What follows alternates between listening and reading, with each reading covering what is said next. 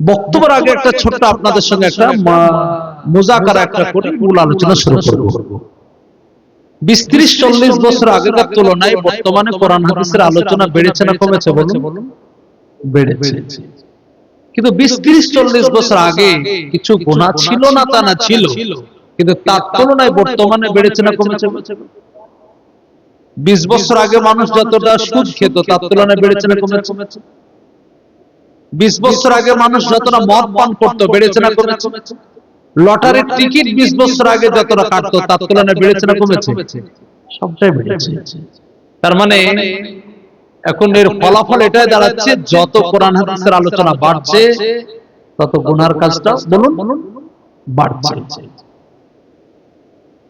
পাট কাটার সময় আমাদের দেশে দেখবেন চাষি ভাইরা ওই একটা বেলেট বা ওই কিছু বালি নিয়ে যায়, একটু গম কাটলে দেখবেন ওই বেলেটের উপর কিছু বালি দিয়ে হেসেটাকে ঘষে, ধার হয়, আবার কাটতে শুরু করে।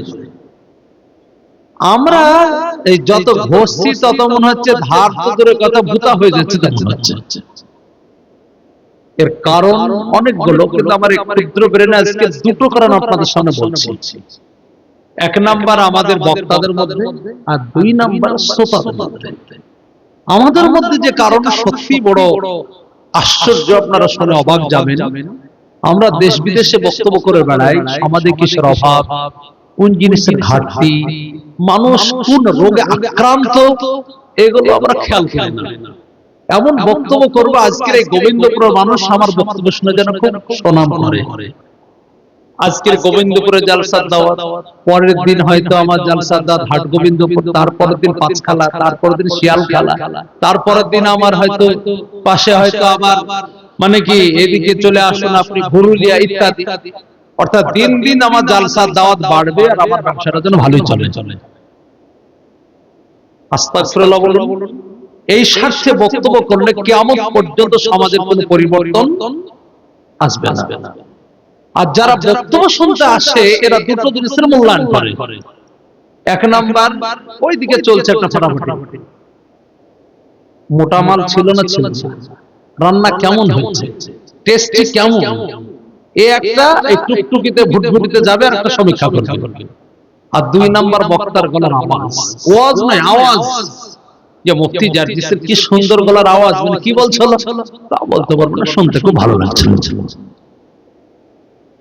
আপনাদের কাছে আমার আবেদন দরখাস্ত, যেহেতু যে কটা আমি শ্রোতা পেয়েছি সলিড পেয়েছি, খুব মূল্যবান সময় দিচ্ছেন, সবটাও যদি সম্ভব না হোক কিছুটা আমল করার চেষ্টা করবো, জোরে বলেন ইনশাআল্লাহ। খুব বেশি লম্বা আলোচনা হবে না, ছোট্ট একটা হাদিস পড়েছি। আমরা যারা আল্লাহর উপর বিশ্বাসী, আমাদের সকলের টার্গেট যেন পরকালে সুখময় জায়গা, সে জান্নাতের অধিবাসী হবে। নামাজ পড়ি সে তার জন্য, সামনে রমজানের রোজা রাখবো সে তার জন্য, মসজিদে আজকে 10,000 20,000 5,000 1,000 দান করছেন, কাকে রাজি করার জন্য বলুন? আল্লাহকে, যেন আমরা জান্নাতে আল্লাহর যেন মেহমানখানা আমরা যেতে পারি। এটাই হচ্ছে আমাদের টার্গেট। রাসূল কারীম সাল্লাল্লাহু আলাইহি ওয়াসাল্লাম বলছেন, তিনটে কাজ যদি আমার উম্মত করতে পারে ফাদাখালাল জান্নাহ, সে ব্যক্তি জান্নাতে চলে যাবে। কটা বললাম?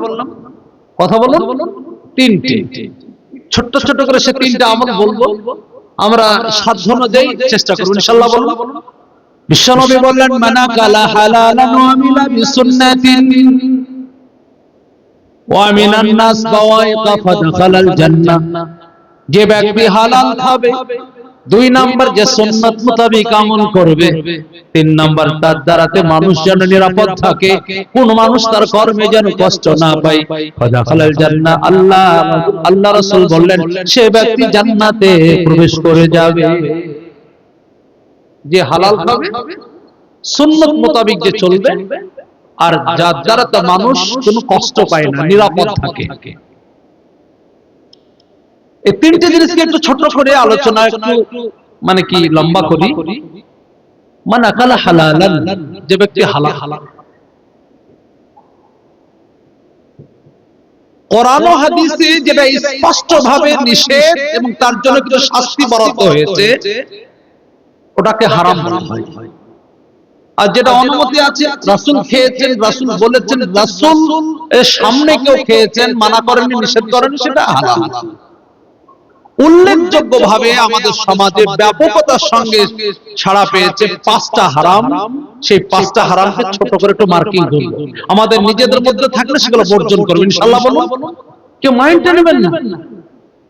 আরবিতে একটা প্রবাদ বাক্য আছে, আওয়ালুনাসিল। এই মাইকের আওয়াজটা একটু কমাও, ভালো মাইক একটু কমাও। পৃথিবীতে প্রথম মানুষই এসেছে আর মানুষই ব্যতিক্রম ঘটিয়েছে, সুতরাং ভুল হতেই পারে। রাসূলের একটা হাদিস, কুল্লু বানি আদম খাত্তাউন ওয়া খায়রুল খাত্তাইন আত-তাওয়াবুন। মানুষ মাত্রই হচ্ছে গুনাহগার, কিন্তু গুনাহগারদের মধ্যে সবথেকে উত্তম ওই ব্যক্তি যে গুনাহ করার পর আল্লাহর কাছে ক্ষমা চাই, তওবা করে, ইস্তিগফার করে, আল্লাহর কাছে আত্মসমর্পণ করে সারেন্ডার হয়ে ভুল ত্রুটি স্বীকারোক্তি দিয়ে প্রতিশ্রুতি দেয় যে আল্লাহ আগামীতে আমি আর করব না। এই ব্যক্তি সবথেকে আল্লাহর কাছে প্রিয় বান্দা। সুতরাং কোন গুনাহ হতেই পারে, কিন্তু সেই গুনাহ আপনার আমার মধ্যে থাকলে সেটাকে বর্জন করার চেষ্টা করবেন ইনশাআল্লাহ। বলুন, 1 নম্বর হারাম। আল্লাহ বলেন, হালাল বাইয়া হারামার রিবা। আল্লাহ ব্যবসাকে হালাল করেছেন আর সুদটাকে হারাম করেছেন। ব্যবসা হালাল আর সুদ, বলুন, আগে আলেম ওলামারা বলতো, কিন্তু আর সুদের কথা আর কোন আলেম ওলামা বলেন, ইমাম সাহেবও বলেন। কারণ যদি ইমাম সাহেব সুদের বিরুদ্ধে বলে আর মেয়েদের কাছে যদি খবর চলে যায় তো পালি বন্ধ হয়ে যাবে। মানে এখন 95% মেয়েরাও এই গ্রুপের সদস্য। সুতরাং কি ঝামেলায় আমি মাথা দিব না।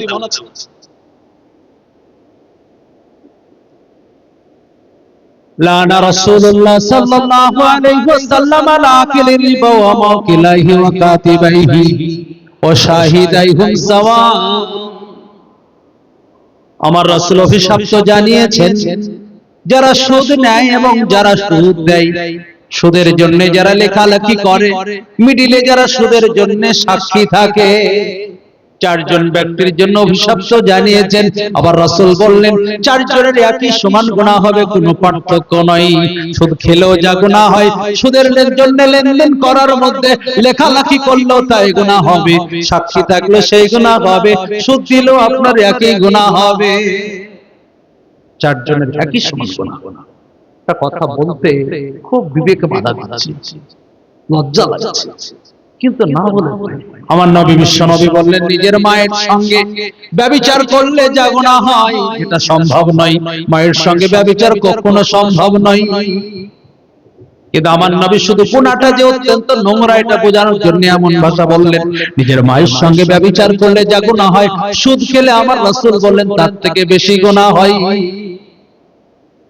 ভুল হয়েছে, আগামীতে কাজ করব না ইনশাআল্লাহ। বলুন, হ্যাঁ, ভালো একটা পদ্ধতি বলা রয়েছে, হালাল বাইয়া, আল্লাহ ব্যবসাকে হালাল করেছেন। ইনকাম হবে ব্যবসার মাধ্যম দিয়ে। কিসের মাধ্যম দিয়ে বললাম? ইনকাম করা নিষেধ নয়। অবাক করা তথ্য দিচ্ছি, শুনবেন একটা একটা। আপনারা আলেম ওলামার মুখে শুনেছেন কিয়ামতের দিন গরিবরা বড়লোকের তুলনায় 500 বছর আগে জান্নাতে যাবে। যেটা হাদিসের মধ্যে আছে, কিয়ামতের অর্ধেক দিন, যেটা দুনিয়ার আপনার 500 বছর সমতুল্য। যারা একটু অর্থ ইনকাম করেন, ব্যবসা বাণিজ্য করেন, চাকরি বাকরি করেন, মোটা অঙ্কের যাদের একটু ক্যাশ গচ্ছিত হয়, তারা হয়তো একটু টেনশন ভোগ করতে পারেন, মনের মধ্যে একটু আপনাদের ডাউট হতে পারে, মনের মধ্যে দুর্বলতা মনে হতে পারে যে আমি মান ইনকাম করছি, আমার কি কিয়ামতের দিন সমস্যা হবে? না না না, বাইহাকির হাদিসের মধ্যে আছে, কেউ যদি 3টে শর্তে মাল ইনকাম করে, আল্লাহ কিয়ামতের দিন তার মাথায় সম্মানের টুপি পরাবেন, নূরের আল্লাহ টুপি পরাবেন। জোরে বলুন আলহামদুলিল্লাহ। কটা শর্তে বললাম? 3টে শর্তে কেউ যদি মাল ইনকাম করে। 1 নাম্বার আমার রাসূল বললেন, আল-ইয়াদুনা খায়রুম মিনাদিস সুফলা, উপরের হাতটা নিচের হাতের থেকে ভালো, ভিক্ষা চাওয়ার থেকে ভিক্ষা দেওয়াটা ভালো। এই জন্য মাল ইনকাম করছি, আমার ছেলেকে, আমার স্ত্রীকে, আমার মেয়েকে, আমার বাড়ির কোন সদস্যকে ভিক্ষা যেন না করতে হয়, সময়ে যেন ভিক্ষা দিতে পারি। ভিক্ষা যেন বলুন না করতে হয়, ভিক্ষা যেন দিতে তবে ওবার আমার আল্লাহ ভাই, ভিক্ষা দিতে যে মনে কোনো অহংকার অহমিকা, কোন মনে তাকাব্বর, কোন মনে যেন বড়ত্ব মনোভাব তৈরি না হয়। ভিক্ষা দিতে যে মনে যেন আলাদা কোন জায়গা তৈরি না হয়। ভিক্ষা দিতে যে আপনার মনে অহংকার, এটা যেন তৈরি না হয়। রেমন্ড কার হাতে আছে বলুন? আল্লাহর হাতে। জায়গা চেঞ্জ করে দিতে পারে। আমার আল্লাহ বলেন আল্লাহুল গানি ওয়া আনতুমুল ফুকারা। আল্লাহ বললেন শুধুমাত্র আল্লাহ সম্পদশালী, আল্লাহ ধনী, বাকি তোমরা ফকির কাঙ্গাল। সময় তোমাদের মাল দিয়ে আমি পরীক্ষা করি, যদি ব্যালেন্স ঠিক রাখতে পারো মালকে একটু আমি তোমাদের জন্য স্থায়ী করে দিই, ব্যালেন্স হারে দিলে মাল কেড়ে নিয়ে অন্য কাউকে দিয়ে দিই। হাদিস লম্বা হাদিস, বুখারীর মধ্যে আছে। আমার আল্লাহ রাব্বুল আলামিন তিনজন আল্লাহর বান্দাকে পরীক্ষা নেওয়ার জন্য এক ফেরেশতা মানুষ রূপে তিনজন ব্যক্তির কাছে পাঠালেন। কজন বললাম? একজনের মাথায় চুল নেই, আর একজনের শরীরের স্কিনে প্রবলেম রয়েছিল, আর একজন চোখে দেখতে পেত না, অন্ধ। শুনেছেন না? তিনজন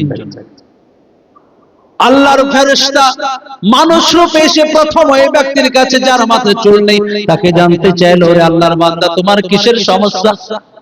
বলে আল্লাহর বান্দা উত্তর দেয়, আমার মাথায় চুল নেই, মানুষ ঠাট্টা করে, মজাক করে, বিদ্রুপ করে, মানুষ আমাকে একটু অন্য নজরে দেখে। যদি মাথায় আল্লাহ চুল দিয়ে দেয় আমি বড় কৃতজ্ঞতা জ্ঞাপন করতাম, আল্লাহর শুকরিয়া জ্ঞাপন করব, আমি বড় উপকৃত হতাম, বড় আমি লাভবান হতাম। ফেরেশতা মাথায় হাত তুলে দেয়, চলে এসে যায়, আল্লাহর বান্দাকে একটা উট দেয়া হয় এবং বরকতে দোয়া করে দেয়। মুহাদ্দিসদের মধ্যে দ্বিমত রয়েছে, ইনাকে উট কিংবা দ্বিতীয় ব্যক্তি যার এক্ষুনি আমি উল্লেখ করব, যার শরীর স্কিন, তিনাকে উট দিতে পারে, কিংবা ইনাকে মানে গরু, দ্বিতীয় ব্যক্তিকে উট, দুটোর মধ্যে কোন একটা দ্বিমত রয়েছে। আমার নবী, বিশ্ব নবী জনাবে মুহাম্মদ বক্তব্য করতে বিস্তার পেয়েছি। হ্যাঁ পেয়েছি। আমার নবী, বিশ্ব নবী জনাবে মুহাম্মদ সাল্লাল্লাহু আলাইহি ওয়াসাল্লাম বললেন, দ্বিতীয় ব্যক্তি যিনার শরীরে স্কিনের প্রবলেম রয়েছিল, চামড়ার সমস্যা রয়েছিল, সেটাকে আরবিতে আবরাস বলা হয়। দেখবেন কিছু মানুষের চামড়া একটু ফুল পড়া, মানে সাদা সাদা ভাব হয়, একে আরবিতে আবরাস বলা হয়। কুড়ে পড়ে আমার নবী বিশ্ব নবী বললেন, সেই মানুষ রূপে ফেরেশতা তিনাকে জিজ্ঞাসা করলেন, বাবু তোমার কিসের সমস্যা? বলে আমার আল্লাহ যদি স্কিনের প্রবলেম দূর করে দেয় আমি বড় উপকৃত হতাম, বড় লাভবান হতাম। মানুষ আমাকে ঠাট্টা করে, নিন্দা করে, সমাজের মানুষের কাছে আমি লজ্জিত হয়ে যাই, আমার বড় কষ্ট হয়। আল্লাহর ফেরেশতা তার শরীরে হাত ফিরে দিলেন এবং সমস্যা সমাধান হয়ে গেল। তিনাকে একটা গরু দিলেন এবং বরকতে দোয়া করে দিলেন। তিন নাম্বার আল্লাহর বান্দা যিনি চোখে দেখতে পান না, তিনার কাছে গেলেন, বলে ওরে আল্লাহর বান্দা তোমার কিসের সমস্যা? বলে আমি চোখে দেখতে পাই না, আল্লাহর কোন নিয়ামত আমি কোন রকমে দেখি নাই, যদি আল্লাহ আমাকে দেখার শক্তি দিয়ে দেয় আমি বড় লাভবান হতাম, উপকৃত হতাম, আল্লাহর কৃতজ্ঞতা জ্ঞাপন করতাম, আল্লাহর শুকরিয়া আদায় করতাম। আমার আল্লাহর বান্দা তিনি যখন ফেরেশতাকে সেটা জানালেন, ফেরেশতা তিনার চোখে হাত দিলেন, সঙ্গে সঙ্গে তিনি দেখার শক্তি পেলেন। জোরে বলুন আলহামদুলিল্লাহ। তিনাকে একটা ছাগল দিলেন। কি বললাম? ছাগল। আল্লাহর বান্দার জন্য দোয়া করে দিন, আল্লাহ ইনার মালে বরকত দাও। তিনজন ব্যক্তির মোটা অঙ্কের মাল যখন জমা হয়ে যায়, যেনাকে উট দেয়া হয়েছিল, মোটা অঙ্কের উটের একটা খড় তৈরি হয়ে গেল, গরুর একটা খড় তৈরি হয়ে গেল, ছাগলের একটা পালা, একটা রেওড় তৈরি হয়ে গেল। আল্লাহর বান্দাদের কাছে ফেরেশতা এবার ফকির বেশে আসলো।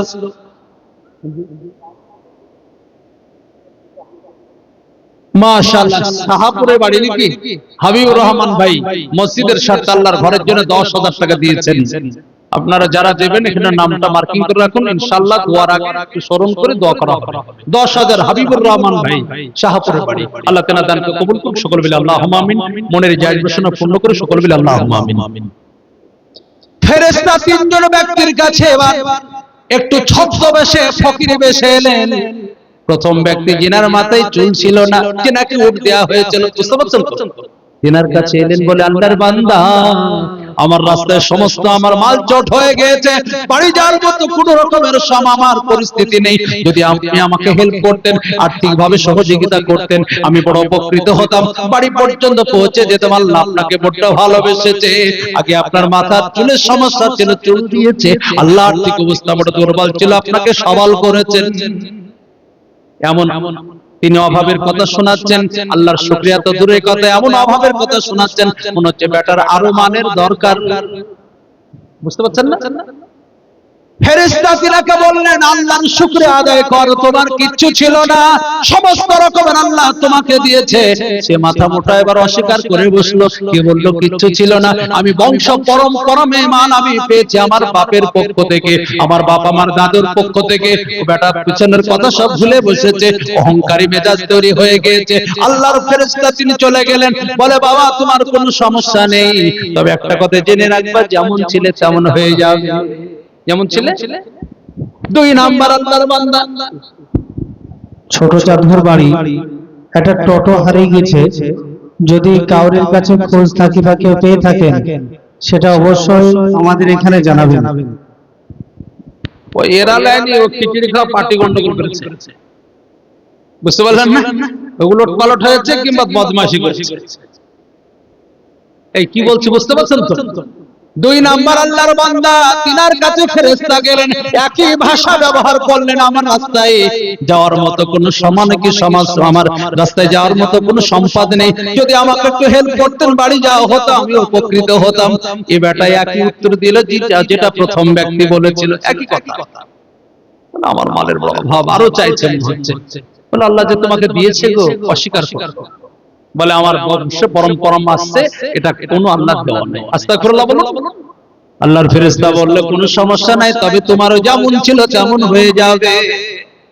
3 নাম্বার আল্লাহর বান্দা, যেনাকে ছাগল দেওয়া হয়েছিল, কি বললাম? বলে আল্লাহর বান্দা আমি বড্ড পেরেশানির সম্মুখীন, বাড়ি যাওয়ার মতো কোনো আমার সুরাহা নেই, যদি কিছু মালের ব্যবস্থা করে দেন আমি বড্ড ভালো হতাম, আমার বড্ড সুবিধা হতো, উপকৃত হতাম, লাভবান হতাম। আল্লাহর বান্দা বলে আমার কিচ্ছু ছিল না, সব আল্লাহ আমাকে দিয়েছেন, দেখার শক্তি দিয়েছেন, মোটা অঙ্কের ছাগলের আমার সংখ্যা হয়ে গিয়েছে। ওরে আল্লাহর বান্দা তোমার যতটা দরকার, যেমন তোমার প্রয়োজন নিয়ে যাও, আমার কাছ থেকে অনুমতি নেওয়ার কোনো দরকার নেই। বলে বান্দা তোমাকে লাগবে না, আল্লাহ পরীক্ষা নিতে চেয়েছিলেন, প্রথম 2 জন তারা ব্যর্থ হয়ে গেছে, ফেলোয়ার হয়ে গিয়েছে, তুমি পরীক্ষায় পাশ করে গিয়েছো, আল্লাহ তোমার মালে বরকত দেয়, আরো তোমার উন্নতি দান করুন, আল্লাহ তার মালে আরো বরকত দেয়, আর প্রথম 2 জনের মাল আবার হাতছাড়া হয়ে যায়। আপনাদের কাছে আমার বলার উদ্দেশ্য, আল্লাহ মধ্যে মধ্যে মাল দেয় মানুষকে পরীক্ষা করার জন্য, যখন তার ব্যালেন্স ঠিক রাখতে না পারে মাল আবার কেড়ে অন্য কাউকে দেয়, আর ব্যালেন্স ঠিক রাখলে আল্লাহ তার মালকে বাড়িয়ে দেয়। সুতরাং জেনে রাখবেন, মাল ইনকাম করার উদ্দেশ্য হচ্ছে আপনি যেন ভিক্ষা দিতে পারেন, ভিক্ষা যেন না করতে হয়, ভিক্ষা দেওয়ার সময় মনে অহংকার যেন তৈরি না হয়। আর ফার্সি ভাষায় আরবি একটা সাহিত্যের বই আগে পড়ানো হতো, বইটির নাম হচ্ছে কালবি। কি নাম বললাম? আরবি শেখার জন্য পড়ানো হতো। আমি যে ঘটনাটা শোনাচ্ছি না হাদিস না, পূর্বের কোনো একটা ঘটনা, কালবের মধ্যে কিছু যায়িফ হাদিস, কিছু একটা হাসান হাদিস, আর বেশি পূর্বের কোন একটা গল্প ঘটনা, যাতে জ্ঞান রয়েছে, শুধু আরবি রিডিং পড়া, আরবি ব্যাকরণ শেখানোর জন্য বইটা পড়ানো হতো। উপন্যাস একটা ঘটনা পড়েছিলাম, অনেক বক্তাদের মুখে শুনবেন হয়তো কখনো। আল্লাহর বান্দি ফকিরকে ভিক্ষা দিতে যাই, ফকিরকে দেখার সঙ্গে সঙ্গে তিনি অজ্ঞান হয়ে পড়ে যায়। বাড়ির মালিক সঙ্গে সঙ্গে ছুটে যে ফকিরকে অ্যাটাক করলো, বলে আমার স্ত্রীকে কি মন্ত্র তন্ত্র দিয়েছো, আমার স্ত্রী সুস্থ সবল কিন্তু অজ্ঞান হয়ে পড়েছে, নিঃসন্দেহে কোনো কারাকীর্তি করেছো। বলে সাহেব আমি কিচ্ছু বলি নাই, আমাকে কেন হেনস্থ করছেন, কেন আমাকে এইরকম অপমান করছেন? আপনার স্ত্রীকে আমি কিচ্ছু বলি নাই, আমি কোনো কারাকীর্তি করি নাই। বলে না না, নিঃসন্দেহে তুমি কিছু করেছো, নচেত আমার স্ত্রী এমন করবে কোনোদিন ঘটেনি।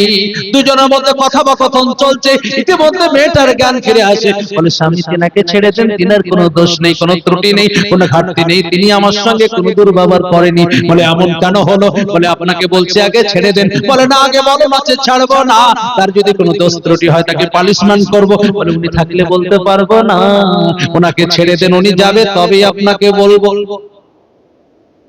সঙ্গে সঙ্গে স্ত্রী কথা মতো সেই ফকিরকে ছেড়ে দিলেন। বলে এবার কি সমস্যার কথা তুমি বলো।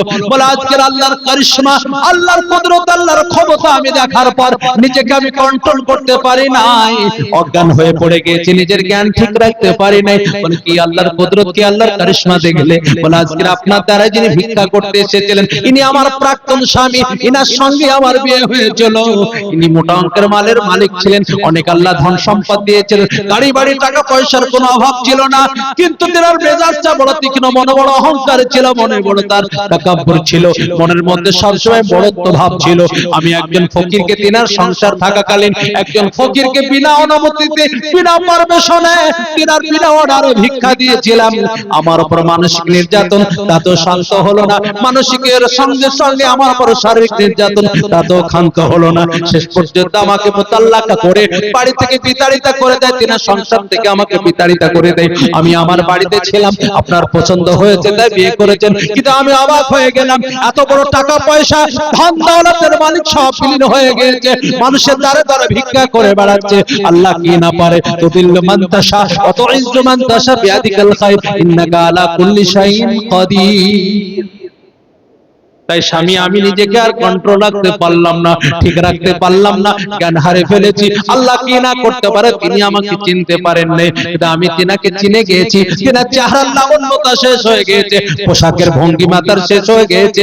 আল্লাহ রাব্বুল আলামিন সবই পারে, তাই আজকে আমি নিজেকে আমি মানে কি কন্ট্রোল না করতে পেরে জ্ঞান হারে ফেলেছি। বর্তমান স্বামী বলছে, ওর আমার স্ত্রী, তুমি আমাকে একটা গুপ্ত তথ্য আজকে আমার কাছে ফাঁস করলে, আমি তোমাকে আমার ভিতরে একটা গুপ্ত তথ্য আমি তোমাকে বলে দিই। বলে কি ঘটনা বলুন বলুন। বলে তুমি যাকে ভিক্ষা দিতে যে মোতাল্লাকা হয়েছিলে, বাড়ি থেকে বিতাড়িত হয়েছিলে, আল্লাহর কসম বলছি ওই দিনের ফকির আমি ছাড়া আর জগতের কেউ ছিল না। সেই দিনে তোমাদের বাড়ির দ্বারের ফকির আমি ছিলাম গো। আল্লাহ আমাকে বড় মান দিয়েছে, সম্মান দিয়েছে, ইজ্জত দিয়েছে, পজিশন দিয়েছে, টাকা দিয়েছে, গাড়ি দিয়েছে, বাড়ি দিয়েছে, সবই দিয়েছে। আমার আল্লাহ সম্মান দিয়েছেন, আল্লাহর শুকরিয়া আদায় করছি, কৃতজ্ঞতা জ্ঞাপন করছি। ওরে আমার মুসলমান ভাই, ওরে আমার আল্লাহ আল্লাহ ভাই, ওরে আমার টাকা ওয়ালা ভাই, ওরে আমার সম্পদশালী ওয়ালা ভাই, আল্লাহ আজকে তোমাকে দিয়েছে, কালকের কেড়ে অন্য কাউকে দিয়ে দিতে পারে। মুফতি জার্জিসের একটু টাকা হয়েছে, মনের মধ্যে অহংকার, মনের মধ্যে অহমিকা তৈরি হয়েছে, কথা বলছে নাকের উপর মনে হচ্ছে মাছি বসেছে। অহংকার করবা না, আল্লাহর মাত্র 1 মিনিটের নয় 1 সেকেন্ডের খেলা। পেটে তোমার যন্ত্রণা উঠেছে, হঠাৎ আপনি গ্যাসের ট্যাবলেট দিলেন, কাজ হলো না, কালীগঞ্জ হসপিটালে নিয়ে গেলেন, বলে আমাদের এখানে রোগী দেখার জন্য রাখেনি, যত রোগী আসবে কৃষ্ণনগর বা বহরমপুর মেডিকেল কলেজে পাঠাতে বলেছে। সঙ্গে সঙ্গে মুফতি জার্জিসকে কৃষ্ণনগর হসপিটাল নিয়ে গেলেন, বলে এখানে হবে না, কলকাতা পিজিতে নিয়ে যাও। পিজিতে নিয়ে গেলেন, বলে অসুবিধাটা খুব সিরিয়াস, এনাকে এখানে হবে না, খুব ইজি নয়, এনাকে দক্ষিণ ভারতে চিকিৎসা করলে বড্ড ভালো হয়। টাকাওয়ালা মানুষ, পয়সাওয়ালা মানুষ, সঙ্গে সঙ্গে ফ্লাইটে অনলাইনে টিকিট হয়ে যায়। সকাল 7টায় দমদম এয়ারপোর্টে বসলো, চেন্নাই এয়ারপোর্টে আপনার সকাল 9টার দিকে নেমে গেল। সঙ্গে সঙ্গে অ্যাপোলো হসপিটালের একটা অ্যাম্বুলেন্স চলে এলো, তেনার বডিটা চাপে দেওয়া হলো। ডাক্তার টিম বসা বলছে টেনশন করবেন না, তেনার একটা পার্টসের সমস্যা হয়েছে, সার্জারি হয়ে যাবে, উঠিতে নিয়ে যাব, সব ঠিক হয়ে যাবে। বলে স্যার কত খরচ হবে? বলে আমাদের এখানে সেই রকম মোটা অঙ্কের খরচ নয়, কিছু ধাগা টাকা কেনার জন্য মাত্র 13 লাখ টাকা লাগবে। বেটার 8 লাখ টাকা ব্যাংকে ছিল, মনের মধ্যে বিশাল তার একটা অহংকার ছিল। বাস বেটার লাইন খারাপ, 13 লাখ মানে এদিকে 4.5 লাখ টাকা বেটার ঋণী হয়ে গেল, 5 লাখ ঋণী হয়ে গেল। এটাকেই বলা হয় মাল। ওরে মুসলমান, টাকা পয়সা যাদের একটু হয়েছে, কখনো মনের মধ্যে অহংকার তৈরি করবা না। হালকা গ্রামের প্রধান হয়েছো, মেম্বার হয়েছো, এলাকার নেতা হয়েছো, আগে নামাজি ছিলে, তুমি আগে মুখে দাড়ি রাখছিলে, আগে আলেম ওলামাদের সঙ্গে তোমার ভালো লেনা দেনা ছিল, গ্রামের একটু হালকা পাতলা মোড়ল হয়েছে, একটু অঞ্চলের প্রধান হয়েছো, সভাপতি হয়েছো, এমএলএ হয়েছো, এমন তোমার অহংকার, মুখের দাড়ি চাচতে লাগলে, নামাজ ছেড়ে দিলে, কিয়ামতের দিন তুমি কোন রকমের আল্লাহর কাছে সঠিক জায়গায় যেতে পারবে না, জাহান্নামে তোমাকে যেতে হবে হবে। এই জন্য মুসলমান, আমাদের মনের মধ্যে সব সময় যেন অহংকার মুক্ত তৈরি হয়, সংযত জীবন যেন তৈরি করতে পারি, মনে যেন কোনো অহংকার তাকাব্বুর তৈরি না হয়। আমার রাসূল বলেছেন, যার অন্তরে সরষা পরিমাণ অহংকার থাকবে, জান্নাতে তার জন্য জায়গা কোন রকমের বরাদ্দ নয়, তার জন্য জান্নাতে জায়গা কোন রকমের তৈরি নেই। সুতরাং আজ থেকে আপনাদের কাছে আবেদন দরখাস্ত, আল্লাহর রাস্তায় যদি কিছু দিতে পারেন, কোন গরিবকে যদি ভিক্ষা দিতে পারেন, কিছু হেল্প করতে পারেন, কৃতজ্ঞতা আদায় করবেন, শুকরিয়া আদায় করবেন। আল্লাহ আমাকে দেওয়ার ক্ষমতা দিয়েছো, আরো তৌফিক দাও যেন আগামী বছর আমি বেশি দিতে পারি। অহংকার করব না ইনশাআল্লাহ। বলুন এই মাল ইনকাম করে 1 নম্বর টার্গেট কি বললাম? ভিক্ষা যেন করতে না হয়, ভিক্ষা যেন দিতে পারি। ইসলামে ভিক্ষাটা পছন্দনীয় নয়। একটা লম্বা হাদিস শোনাই। আমার নবী বিশ্বনবী দরবারে একজন গরীব সাহাবী, ভিক্ষুক সাহাবী রাসূলের দরবারে ভিক্ষার স্বার্থে গেলেন। আমার নবী বিশ্বনবী তেনার বডির দিকে লক্ষ্য করলেন। তিনি ইনকাম করে খেতে পারবেন, ব্যবসা বাণিজ্য করে খেতে পারবে। আমার নবী বিশ্বনবী বললেন, বাবু তুমি কেন ভিক্ষা করছো? বলে, হুজুর আমার আর্থিক অবস্থা বড় দুর্বল। বলে, কি আছে বলো? তিনি বললেন, আমার বাড়িতে একটা ছোট্ট বাটি বা চাদর রয়েছে। বলে, যাও নিয়ে এসো। বিশ্বনবী দরবারে সেই মালগুলো পেশ করলেন। আমার নবী বাইউমে আজিদ করলেন। কি বললাম? বাইউমে আজিদ। মসজিদে যেমন মুরগি পড়লে আপনারা সেটা বিক্রি করেন কি করে? 110, 105, 120। একে আরবিতে বলা হয় বাইউমে আজিদ। আমার নবী বলে, মাইয়াশতারি হাযা শাই, তোমাদের মধ্যে এই মালটা কে কিনবে? এক সাহাবী বলে, না না। বলে, কত দেবে? দিরহামিন, 1 টাকায়। আমার নবী বলেন, মাইয়াজিদ, এর থেকে কে বেশি দেবে? আর একজন সাহাবী বলেন, আমি। বলে, কত? দিরহামাইন, আমি 2 টাকা নেব। দিরহাম বলা সোনার টাকা। আমার নবী বিশ্বনবী সে মালটা 2 দিরহামে বিক্রি করে দিলেন। গরীব সাহাবীটাকে ডাকলেন, বাবু শোনো, 1 দিরহাম নিয়ে যাও, বর্তমান তোমার খরচা বহন করো। যদি খিদে পায় তুমি খেজুর কিনে, ছাতু কিনে, যে কোনো খাবার কিনে সংসার চালাও। আর 1 দিরহাম নিয়ে বাজারে যাও, বাজার থেকে একটা কুড়ুল কিনে নিয়ে আসবে। আমার রাসূল এত বড় ব্যক্তিত্বের অধিকারী, তিনিও নিজে অকর্মা ছিলেন না, অলস ছিলেন না। আমার নবী নিজেও বড় পরিশ্রমী, নিজেও তিনি অত্যন্ত কর্মযুক্ত মানুষ ছিলেন। আমার নবী বিশ্বনবী তিনার পবিত্র হাত দ্বারাই সেই কুড়ুলের একটা ডামাট একটা বাট লাগিয়ে দিলেন। একবার জোরে বলুন সুবহানাল্লাহ। গরীব সাহাবীকে, ফকির সাহাবীকে ডেকে বললেন, বাবু এই কুড়ুল নিয়ে যাও, জঙ্গলে জ্বালানি কাঠ কোটালি কাটবে, গ্রামগঞ্জে বাজারে বিক্রি করবা, কিন্তু আমার সঙ্গে বেশি দিন দেখা করো, খুব তাড়াতাড়ি দেখা করবা না। আমার সঙ্গে দেখা করার জন্য তাড়াতাড়ি করবা না। ধৈর্য ধরবা।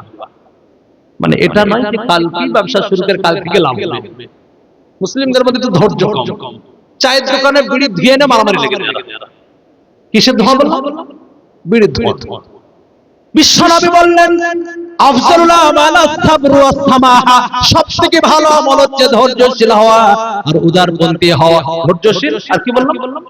কিন্তু জাতির মধ্যে সেটা হারিয়ে বসেছে। বাইরে কাজ করতে বোম্বাই, 3 লাখ টাকা অ্যাকাউন্টে আছে, ওর চলাফেরা ঢং আলাদা হয়ে গেছে। আর একটা ছেলে কেরালায় থাকতো, তার অ্যাকাউন্টে 1,80,000 টাকা।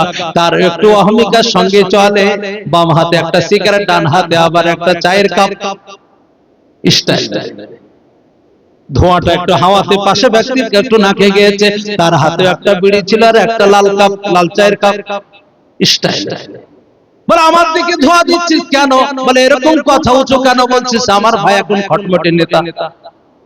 সঙ্গে সঙ্গে টেনে একটা থাপ্পড় মেরেছে।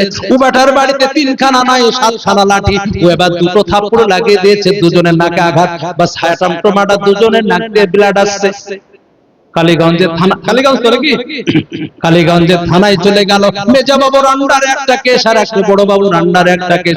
একবার মেজবাবুর গাড়ি ঢুকে 6,000 টাকা, বড় বাবুর একবার গাড়ি আসে 9,000 টাকা। 3-4 বার পাক মারতে মারতে অ্যাকাউন্ট সাফ হয়ে গেল।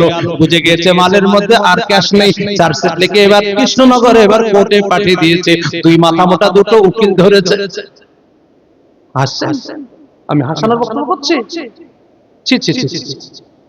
উকিলকে বলছি, স্যার আমরা বাইরে থাকি, যেদিন আমাদের ডেট পড়বে ফোন করবেন, আমরা ফোন পে আপনাকে টাকা মেরে দিব। এটাই হচ্ছে মুসলমানের বৈশিষ্ট্য। আস্তাগফিরুল্লাহ বলবেন না? আমার নবী বললেন, আফজালুল আমাল, সবথেকে আমল হচ্ছে 4টে। তার মধ্যে লিনুল কালাম, আবেগে নয়, উচ্ছ্বাসে নয়, কর্কশ ভাষায় নয়, সবসময় নম্রতা ভদ্রতার সঙ্গে কথা বলবা। যত তুমি ছোট হয়ে কথা বলবা, কিয়ামতের দিন আল্লাহ তত তোমার মান বাড়িয়ে দিবে, সম্মান বাড়িয়ে দিবে। যত তুমি কর্কশ মেজাজে কথা বলবা, কড়া মেজাজে কথা বলবা, যত তুমি হাই স্পিড করবা, তত তোমার বেশি আরো তোমার টাকা পয়সা খরচ হবে, সম্মান নষ্ট হবে। যদি তোমার সঙ্গে কে ঝগড়া করতে চায়, ওই খাতাবাহুল জাহিলুনা ক্বালু সালামা, বলে তোমার উপর আল্লাহ সালামত বর্ষণ করুক, আমার তোমার সঙ্গে ঝগড়া করার টাইম নেই, বাড়ি যাই, চলে আসেন। এটা হচ্ছে মুমিনের পরিচয়। কথা বুঝতে পারছেন? অসুবিধা হচ্ছে না তো? কি বলছিলাম বলুন? সবথেকে ভালো আমল ধৈর্যশীল হওয়া আর উদারপন্থী হওয়া। আমাদের মতো উদারতাও শেষ। আগে একটা টিউবওয়েলে মহল্লার পুরো এলাকার মানুষ একটা টিউবওয়েলে পানি পান করত, এখন একই বাড়িতে দুটো ভাই বলে হবে না। স্বামী স্ত্রীর উদারতা নেই, একটা পায়খানাতে দেরি হয় তোমার আর একটা করতে হচ্ছে, এই ঝামেলাকে মেটাবে উদারতার ঘাটতি। আল্লাহ যেন আমাদের সকলকে ধৈর্যশীল হওয়ার তৌফিক দান করেন। বিশ্বনবী বললেন, তুমি ব্যবসা শুরু করে তাড়াহুড়ো করবে না, 2-4 দিন দেরিও হতে পারে। সত্যি মুহাদ্দিসিনরা বলছেন, ওই সাহাবী জ্বালানি কেটে নিয়ে আসে, বিক্রি হয় না, মহল্লায় তেনার পরিচিতি নেই, তেনার কাস্টমার সেরকম জানাশোনা নেই, মোটা অঙ্কের জমা হয়ে গিয়েছে, অনেকটা ব্যালেন্স হয়ে গিয়েছে। হঠাৎ যে মালের অত্যন্ত মানে কি ক্রাইসিস, যে মালের দাম ছিল মাত্র 5 দিরহাম 10 দিরহাম হয়ে গিয়েছে, ওই মালটা 10 দিরহামে বিক্রি হয়ে গেল। রাসূলের দরবারে যাচ্ছেন, মুচকি মুচকি হাসতেন। আমার নবী বিশ্বনবী সাহাবীকে জানতে চাইলেন, বাবু তুমি কেমন আছো? বলে হুজুর ভালো আছি। বলে আর্থিক অবস্থা তোমার কেমন? বলে সুন্দর। বলে কতটা তোমার ব্যালেন্স হয়েছে বলো? বলে হুজুর 10 দিরহাম হয়ে গিয়েছে, মাত্র 15 দিনে 10 দিরহাম তোমার ইনকাম হয়েছে। আগে মানুষের দ্বারে দ্বারে চেয়ে বেড়াচ্ছিলে, কেউ তোমাকে দিচ্ছিল, কেউ ফেরাচ্ছিল, সেটা ভালো লাগছিল না এটা ভালো লাগছে? বলে হুজুর লজ্জা দেবেন না, যা করেছি ভুল করেছি, আর ওই ছাত্রা ব্যবসা আমি কোনোদিন করব না। কোন ব্যবসা? ভিক্ষা করা। কিন্তু মুসলমানদের একটু লোভ ধরে গেলে ছাড়তে চায় না। পড়ে গেছিল বেটা মসজিদের কাজ করতে করতে, পা ভেঙে গেছিল, হাত ভেঙে গেছিল, মানুষের মায়া হয়েছে, দেখেছি গোবিন্দপুরের মানুষ আমাদের মসজিদে আসবে, 1010 মানে কি একটু দান করেছেন। হাট গোবিন্দপুরের মানুষ আমাদের মসজিদে যেও বাবা, সেখানে 5000 টাকা দিয়েছে। পাঁচখালার মানুষ বলছে, বাবা আমাদের মসজিদে এসে মসজিদে কাজ করতে যে তোমার পা ভেঙেছে গো, কিছু টাকা পয়সা হেল্প করে ওটি হলো, সার্জারি হলো, ভালো হয়ে গেছে, আর সমস্যা না, ইনকাম করে খেতে পারবে। কিন্তু বেটা এমন সাপ পেয়ে গেছে, ছাড়ছেই না, চলে যাচ্ছে। এটা ভালো জিনিস না। ভিক্ষা ইসলামের নজরে ভালো জিনিস নয়। ইনকাম করে খাবো সেটা বৈধ। সুতরাং কি বলছিলাম, এক নাম্বার আপনার টার্গেট থাকবে আমাকে যেন ভিক্ষা না করতে হয়, প্রয়োজনে ভিক্ষা যেন দিতে পারি।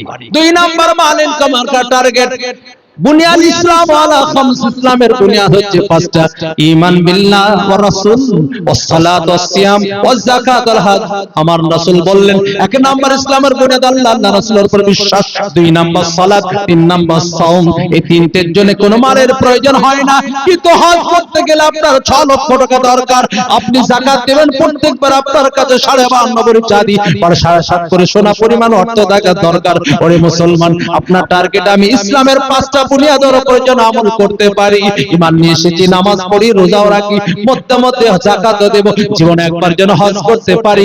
মাল না থাকলে আপনি হজ করতে পারবেন না। যে হজের শর্তে আমার রাসূল বলেন, ফামান হাজ্জা লিল্লাহ ফালাম ইয়ারফুস ওয়ালাম ইয়াফসুক রাজাকা ইয়াউমিন ওয়ালাদাত উম্মুহু। যে ব্যক্তি আল্লাহকে রাজি খুশি করার জন্য হজে গেল, দুষ্টুমি করলো না, গুনার কাজ করলো না, নবজাত শিশু নিষ্পাপ মাসুম যেমন জন্ম নেয়, হাজী সাহেব যখন বাড়ি আসবে, হাজী সাহেব নিষ্পাপ মাসুম বাচ্চার মতো বাড়ি আসবে, তার লাইফে কোনো গুনাহ থাকবে না। টাকা না থাকলে আপনি মূল্যবান একটা ইবাদত করতে পারবেন না।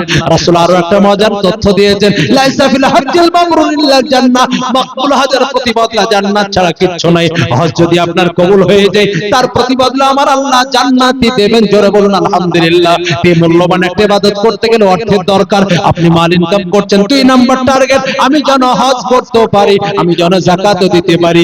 এই জন্য আমি হজ করি, এই জন্য মাল ইনকাম করছি। কিয়ামতের দিন আল্লাহ আপনার মাথায় সম্মানের টুপি পরাবেন, নূরের আল্লাহ আপনাকে টাচ করে দেবেন। 3 নাম্বার মাল ইনকাম করা টার্গেট, আমি একাই ভোগ বিলাসিতা করব না, না না, আমার আত্মীয়, আমার প্রতিবেশী, আমার গ্রামবাসী, আমার দেশ, আমার জাতি, আমার মাযহাব, আমার ধর্ম, সবাই যেন আমার ভালো উপকৃত হয়। মসজিদে ডেভেলপের জন্য কালেকশন হয়, সবাই 10,000 5,000 দেয়। আপনার মন চাইছে আমিও 10 ভাগ সিমেন্ট দেব, কিন্তু আপনার আর্থিক অবস্থা ভালো না হলে দিতে পারবেন না। প্রতিবেশীর বাড়িতে রমজান মাসে সেহরির পয়সা নেই, ইফতারির টাকা নেই, মন চাইছে 26 কিলো চালের একটা বস্তা কিনে দেব, কিন্তু আপনার আর্থিক অবস্থা ভালো না হলে দিতে পারবেন না।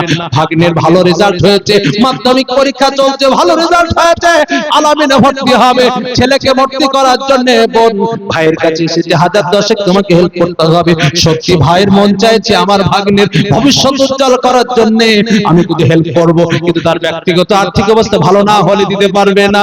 আপনার অর্থে শুধু একাই নয়, আপনার প্রতিবেশী, আপনার আত্মীয়, আপনার জাতি, আপনার ধর্ম, আপনার মাযহাব, আপনার দেশ, আপনার সমাজ সবাই যেন উপকৃত হয়। এই স্বার্থে যদি কেউ মাল ইনকাম করে, আল্লাহ কিয়ামতে তার মাথা সম্মানের টুপি পরাবে। একবার সকলে বলুন আলহামদুলিল্লাহ।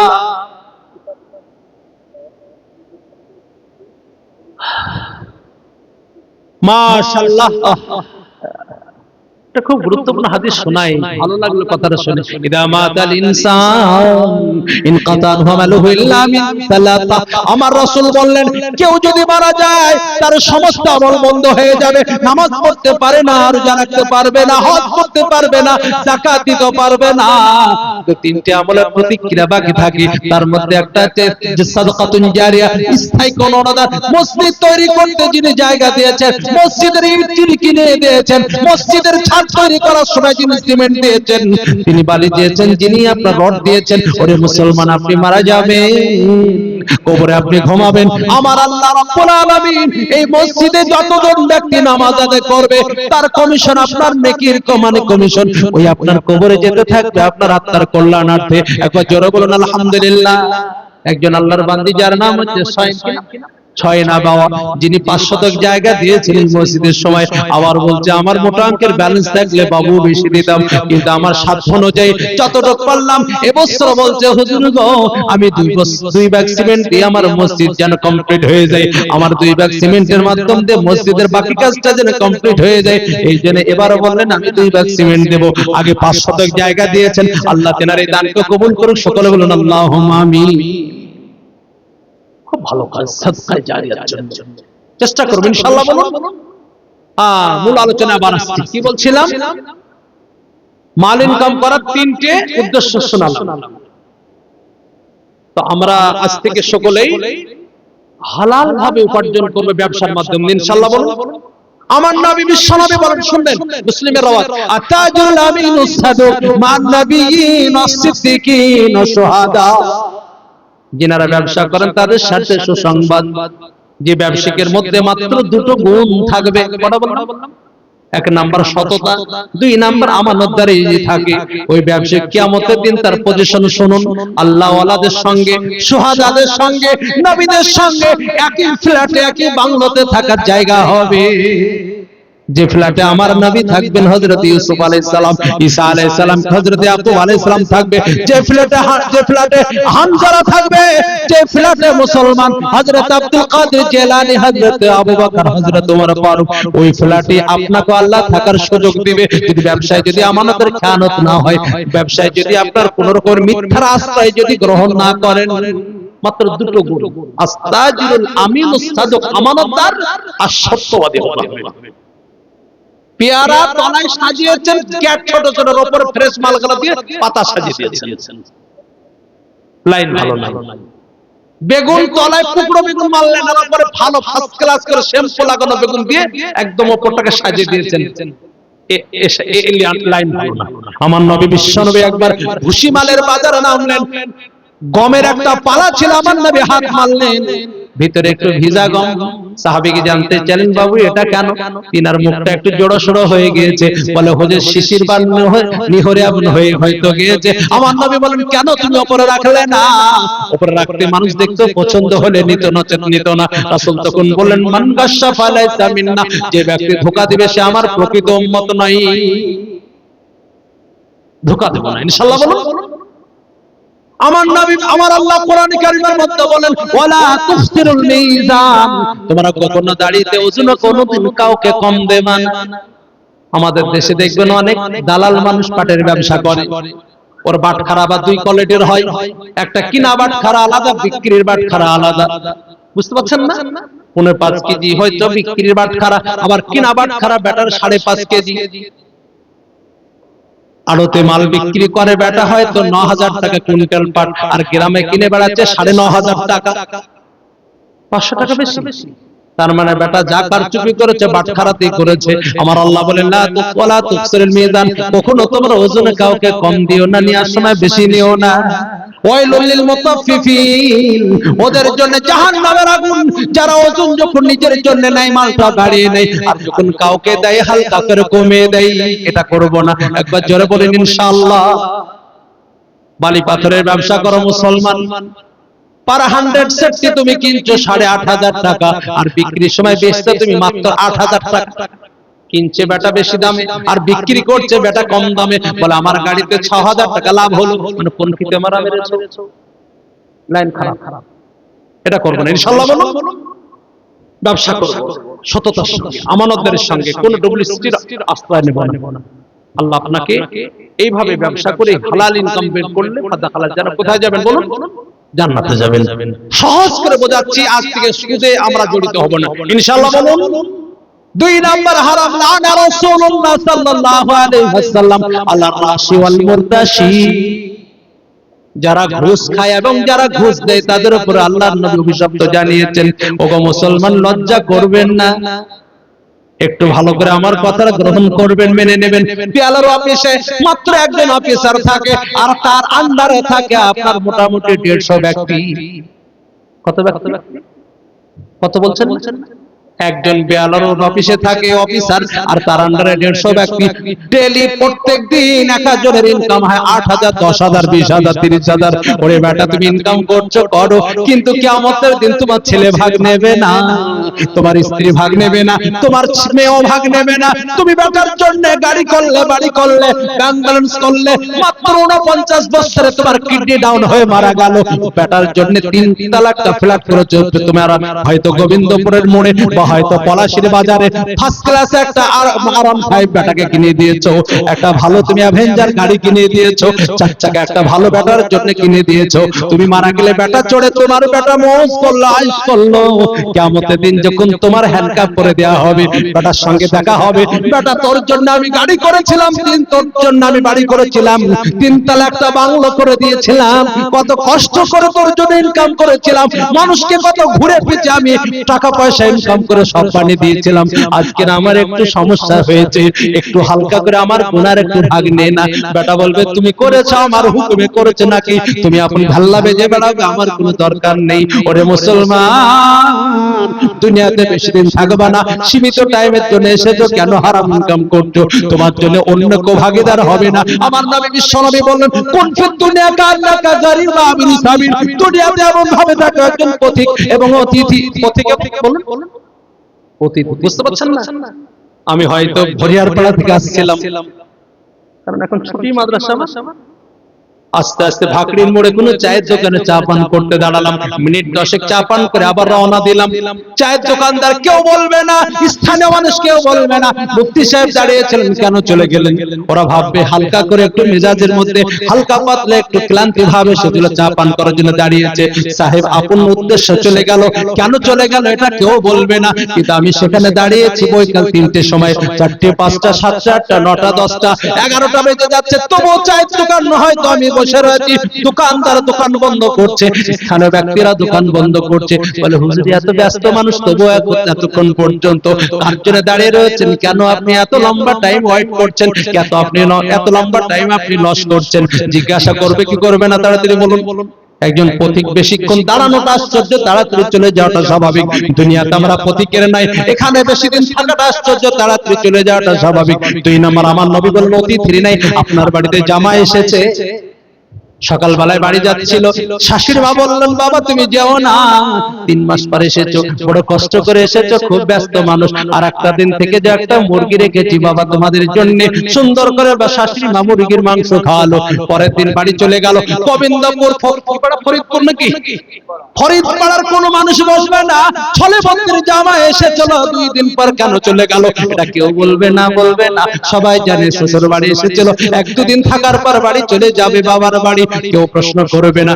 জামাই আসার পর 1 দিন নাই, 2 দিন নয়, 15 দিন, 20 দিন, 1 মাস, 1.5 মাস হয়ে যাচ্ছে, বাড়ি যাচ্ছে না। এবার পাড়ায় একটা সমালোচনা হবে, বলে ছলে বন্দির জামাই এসেছে, 1.5 মাস হয়ে যাচ্ছে, বাড়ি যাচ্ছে না, হয়তো বেটা কাউকে মার্ডার করেছে, এখানে লোকে আছে, বা ঘর জামাই থাকার লাইন করছে, বাপের সঙ্গে ঝামেলা করেছে। ওরে মুসলমান, অতিথি বেশি দিন থাকাটা আশ্চর্য, তাড়াতাড়ি চলে যাওয়া স্বাভাবিক। দুনিয়াতে এসেছি, অতিথির না এখানে থাকাটা বেশি দিন আশ্চর্য, তাড়াতাড়ি চলে যাওয়া স্বাভাবিক। আপনি গল্প করছেন, কাল কি পলাশী বাজারে তার সঙ্গে গল্প করলে মারা গিয়েছে, কিসের গল্প? তুমিও কালকে মারা যাবে, তুমিও কালকে মারা যাবে। এই জন্য সামান্য টাইমের জন্য কেন ভবিষ্যৎ নষ্ট করছেন? লং টাইম, আর মৃত্যুর পরে কোন টাইম শেষ নেই রে বাবা। অন্ত নেই। এই সীমিত টাইমের জন্য পরের জন্য ইনকাম করতে। বাল্মীকি বলে একজন মনীষী, নাম শুনেননি? তিনি এরকম ডাকাতি করত আর খেত। এক ব্যক্তির সঙ্গে সাক্ষাৎ মাল কাড়ার জন্য, বলে মাল তোমাকে সব দিয়ে দেব, তুমি যে এইরকম অবৈধভাবে জোর করে মাল কেড়ে তোমার ছেলেকে, মেয়েকে, বাড়ির সমস্ত সদস্যকে খাওয়াচ্ছ, তারা কি তোমার এই গুনাহ বা এই পাপের ভাগ নেবে? বলে কেন নেবে না? তাদেরকে খাওয়াই, তাদেরকে আমি পড়াই, সব তাদের খরচা বহন করাই। বলে একটু জিজ্ঞাসা করে যদি নেই, তুমি এইভাবে এই আমল চালিয়ে যাবা। গিয়েছে, স্ত্রীকে জানতে চাইছে, বলে না, তুমি ডাকাতি করবে, আমি কেন তোর ভাগে দেব? ছেলে বলে না, মেয়ে বলে না। সঙ্গে সঙ্গে ওনার ব্রেন খুলে গেল। এই জন্য আপনার গুনার ভাগ কোন ছেলে নেবে না, মেয়ে নেবে না, স্ত্রী কেউ নেবে না। কেন আপনি ওইভাবে ঘুষের টাকা গাড়ি বাড়ি করে আপনি যাবো, এই স্বপ্ন কেন দেখছেন? ভুল হচ্ছে। আগামীতে আর এই কেউ ঘুষে আমরা জড়িত থাকবো না, ইনশাআল্লাহ। বলুন, এখন কোন কাজ ঘুষ ছাড়া হয় না গো। ইজিলি জিনিস তাতেও বলে হসপিটালের গেটে গেটম্যান দাঁড়িয়ে আছে, বলে ঢুকে দেব, 10 টাকা দাও, এক প্যাকেট বিড়ি দাও, ঢুকে দেবো। এমন আশ্চর্য। এই জন্য রাসূল বলছেন, যারা ঘুষ দেয় এবং যারা ঘুষ নেই, দুজনের উপর অভিশপ্ত। এই ভয়ঙ্কর গুনাহ থেকে আমরা পরহেজ করব ইনশাআল্লাহ। বলুন, 3 নাম্বার আমার আল্লাহ রাব্বুল আলামিন কোরআনে কারীমের মধ্যে বললেন, ইন্নামাল খামর ওয়াল মাইসির ওয়াল আনসাব ওয়াল আজলাম রিজসুম মিন আমালি শাইতান ফাসতানিবু লাআল্লাকুম তুফলিহুন। নিঃসন্দেহে মদ পান করা হারাম, মাইসির জুয়া খেলা, কালী পূজা রাত্রিতে মুসলমান খেলতে যান, হারাম। আজলাম লটারি টিকিট কাটা, মুসলমান মুখে নামাজ দাড়ি রেখে নামাজি ব্যক্তি ও লটারি টিকিটের ব্যবসা করে। বেটা পলাশির বাজারের সামনে টেবিল পেতেছে, বলে আজকের ভালো টিকিট আছে, নাম্বার ঠিক আছে, 1 কোটি পাবি। নামাজি ব্যক্তি টিকিট কাটে, আল্লাহর কাছে এশার নামাজ পর ফসলা, আল্লাহ একবার 1 কোটি যদি বাঁধিয়ে দাও, আর জীবনে কাটবো না, একবার দাও। নামাজের পর দোয়া করছে। জাতির অবস্থা, আল্লাহ ছাড়া অন্য কোন বস্তু পূজা। 4টে কাজ শয়তানের কাছ থেকে, মানে কি খারাপ, এত নোংরা কাজ শয়তান করে না, কিন্তু মুসলমান পেশা আছে। আমার জাতি মদ 1 জানুয়ারিতে পিকনিকে লাঠি খেলার নাম করে বিভিন্ন আজকের উৎসবে জাতি এই গুনাহতে আক্রান্ত। জুয়া খেলা, আগে তো 3 তাস খেলে কিছু ইনকাম হতো বা হারতো, এখন অনলাইনে এমন একটা জুয়া খেলা শুরু হয়েছে, একই রাত্রিতে তাদের অ্যাকাউন্ট ফিনিশ, শেষ, লাখ লাখ টাকা। মাথা মোটা মুসলমান এতেও আক্রান্ত হচ্ছে। লটারি টিকিট, এটাকে মানুষ গুনাহ হবে না, ব্যবসা হবে। কেউ টিকিটের ব্যবসা করে, আবার কেউ ডেইলি 3 খানা করে টিকিট কাটে, ডেইলি ভুটভুটি চালায়, টুকটুকি চালায়, ও ভাবছে 3 খানা করে টিকিট। যদি কোনোদিন 1 কোটি টাকা বেঁধে দেয়, জীবনকে ভুটভুটি চালাতে পারে, তোকে সারা জীবন ভুটভুটি চালাতে হবে, কোনোদিন তোর কপালে সুখ জুটবে না, এমন তোকে শয়তান ফাঁসিয়েছে। আল্লাহ জাতিকে এই মহামারী গুনাহ থেকে হেফাজত করুন, সকল বলি আল্লাহুম্মা আমিন। এগুলো হারাম বর্জন করব ইনশাআল্লাহ। বলুন, আর একটা হারাম কথা বলি। আমার আল্লাহ রাব্বুল আলামিন বললেন, ইন্নামা হাররামা আলাইকুমুল মাইতাতা ওয়াদ দামা ওয়া লাহমাল খিনজির ওয়া মা উহিল্লা বিহি লিগাইরিল্লাহ। এখানে আল্লাহ 4টে জিনিস হারাম করেছেন। 3টে জিনিস আমরা সকলে জানি, আর 4 নাম্বারটার জন্য আমাদের একটু মনের মধ্যে কোন রকমের জায়গা নেই হারাম বলে, জানলেও চেষ্টা করবেন। 3টে হারাম সবাই জানি। মুরদারের মাংস হারাম, 1.5 কিলো ওজনের মুরগি মোটর বাইকের তলায় পড়ে ফেটে গেছে, জবাই করার সুযোগ পেলেন না, যত কৃপণ মুসলমানও খাবে না, ও জানে হারাম। আদামা, প্রবাহিত রক্ত, এটা সবাই জানে হারাম। ওয়া লাহমাল খিনজির, শুকরের মাংস, এটাও জানে হারাম। তারপরে 4 নম্বরে বলছে ওয়া মা উহিল্লা বিহি লিগাইরিল্লাহ, যে পশুকে আল্লাহ ছাড়া অন্য কাউরির নামে জবাই করা হয়েছে। এবং হযরতে শাব্বির উসমানী রাহমাতুল্লাহ আলাইহি তাফসীরে শাইখুল হিন্দের মধ্যে লিখছেন যে পশুকে আল্লাহ ছাড়া অন্য কোন বস্তুর জন্য মান্নত মানা হচ্ছে। পাথর চাবিতে ছেলে পাওয়ার জন্য, ফরিদ বাবার কবরে মুরগি মান্নত করেছো, এই পশুর গোশতটাও খাওয়া হারাম। যদি আল্লাহর নামে জবাই করেন তবুও হারাম। আর একটা প্রতিমার জন্য যেটা আপনার রাখা হয়, এই কি গো, প্রসাদ। বাস, ওই কদিন আগে জগন্নাথের প্রসাদ খাওয়ালো, ছাড়া বাড়া করে খেলেন, ভুল হয়েছে, হারাম। আগামীতে সংযত থাকবেন ইনশাআল্লাহ। বলুন, আর একটা হারাম বলে আমি এই চ্যাপ্টারটাকে ক্লোজ করে দেব। মুসলিম শরীফের হাদিস, আমার নবী বিশ্বনবী বললেন, যে ব্যক্তি অপরের জমি মাত্র এক বিঘ ভোগ করে খাবে, শিবরাম কবিক এক বালিশ, কেউ যদি আপনার পরের জমি ভোগ করে, আমার নবী বিশ্বনবী বললেন, তার ঘাড়ের উপরে কিয়ামতের দিন 7 জমিন বরাবর মাটি চাপাবেন। কত বললাম? আজকে কোন ব্যক্তি পরের জমি ভাগে করে খায়, 7 কাঠা জমি 3 বছর পর কাটা 9 কাঠা করে ফেলেছে গো, এমন আলকি মারার অভ্যাস। সুজা আলকেও একদম পরে 3 করে ফেলেছে। এই কাজ করবেন ইনশাআল্লাহ। যাদের এখনো খাওয়া দাওয়া হয়নি, খাওয়া দাওয়া দিচ্ছে, ঠিক আছে, যে সমস্ত মানুষরা চলে যাচ্ছে খাওয়া দাওয়া করে যাবে, খাবার হয়ে গেছে। আর খাওয়া যদি হয়ে যায় আবার দ্বিতীয়বারও যেতে পারে, অসুবিধা না? অসুবিধা কত দেখছে, ছেড়ে দিতে পারবে সেদিন। আপনাদের কষ্ট হচ্ছে কখন দোয়া হবে, অসুবিধা নেই। খেতে বাকি আছেন কি কেউ? খেয়ে আসুন, যেহেতু কমিটির মানুষ হয়তো একটু ব্যস্ত হয়ে গেছে।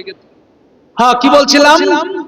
পরের জমি এক বিঘ যদি কেউ ভোগ করে, কিয়ামতের দিন আল্লাহ তার ঘাড়ের উপরে 7 জমিন বরাবর মাটি চাপাবে। উঠাতে পারবেন?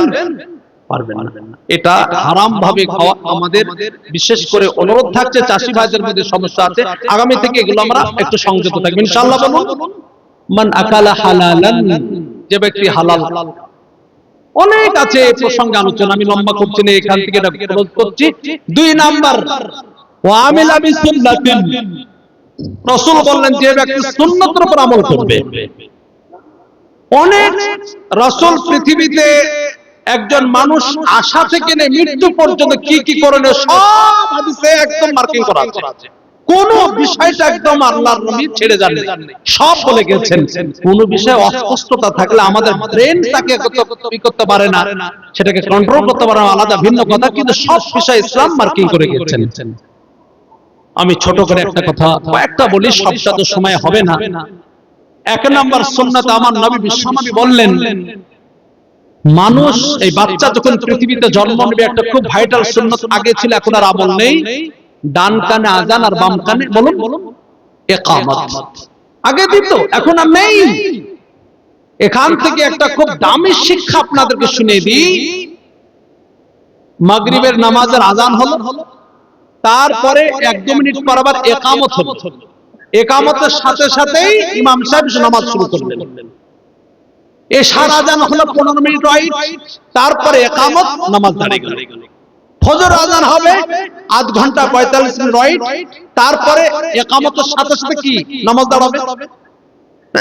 আযানের পরে একটু দেরি হতে পারে, কিন্তু ইকামতের পরে তো দেরি হয় না, সাথে সাথে ইমাম সাহেব নামাজ শুরু করেন।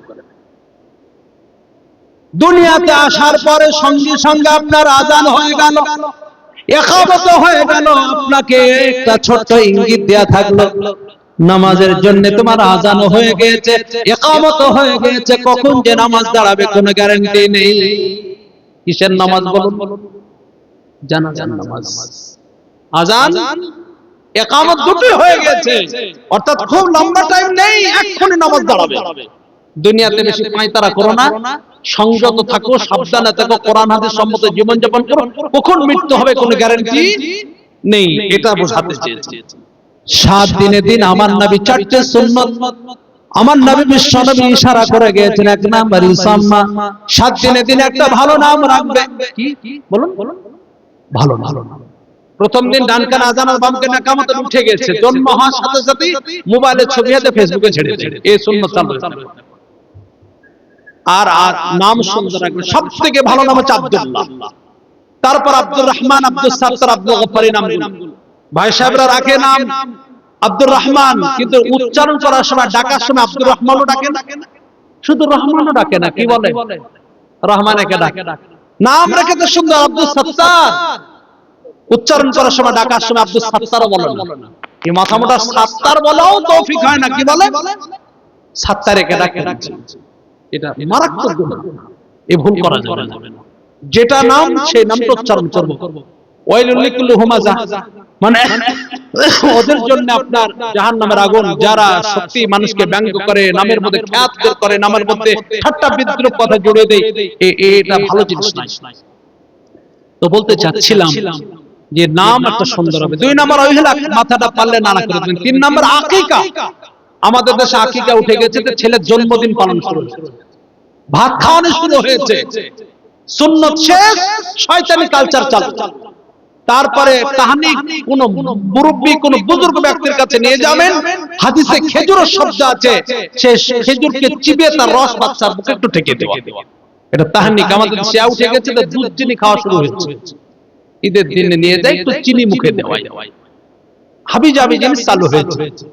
আমার উদ্দেশ্য, প্রত্যেকটা জিনিস, পোশাক পুরুষদের টাকানোর উপরে থাকবে, মেয়েদের পোশাক এত লম্বা ছাছড়াবে, হাদিসে আছে। মাথার চুল পুরুষদের 3টে স্টাইলের হবে, দাড়ি মুখে থাকবে, গোপ ছোট হবে, নাখুন কাটবে, বগলের অবাঞ্ছিত লোম আপনি তুলে দিবেন, নাভির অবাঞ্ছিত লোম আপনি পরিষ্কার করবেন, ইত্যাদি। এগুলো রাসূলের সুন্নাত, এগুলো হচ্ছে রাসূলের সুন্নাত। এমন সুন্নাত যেমন স্কুলের একটা ইউনিফর্ম থাকে, ইসলাম ধর্মের কিছু ইউনিফর্ম রয়েছে, আজকে সব ভুলে বসেছি।